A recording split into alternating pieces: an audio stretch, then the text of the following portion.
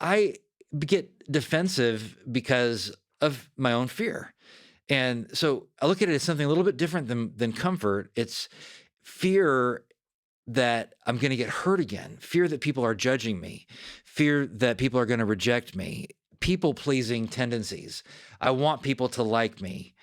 And that leads to me being afraid to try something new, afraid to change and fail, afraid to launch a new product, afraid to launch new content, afraid to hire people, afraid to address things with people, afraid to do anything that can be challenging for me because it's going to cause a level of discomfort.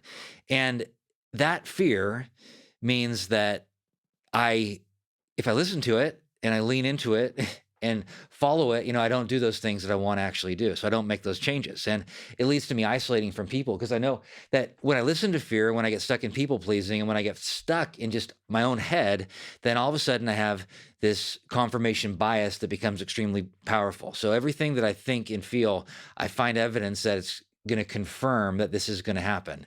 So I won't go well.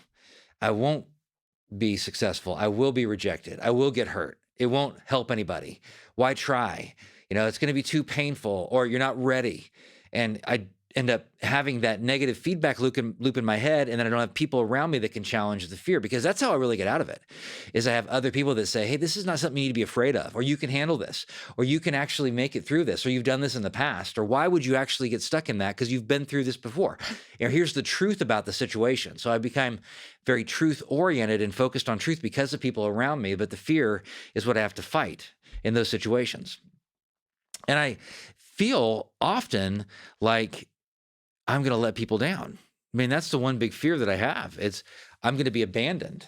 I mean, that's a huge fear for me, is abandonment fear. And I know that it's not true, but I still feel it. And I'm much better than I used to be because I do a lot of different things that I risk, and I risk being rejected. And I know I'm going to get through at a much higher level, but it's still there. It just lies to me a lot. So, but I'll do things. I won't want to say things to people. I won't want to make changes because I think it'll lead to somebody rejecting me in some fashion. And if that's you, we have actions we can take that can help us with that, to deal with the fear. I haven't found much better than, for me personally, than doing some journaling on my fear and talking about it with other people, and having people in my life that I consistently meet with, to where I tell them about the struggles that I have. And for me, it's a group of guys I meet with every week. And I have been for years, and we talk about our fears openly, and we talk about our struggles openly. For me, it's been the journaling practices that I've had in my life where I get to talk about fear and journal about my fear. And for me, it's been doing even a podcast where I can be open about it.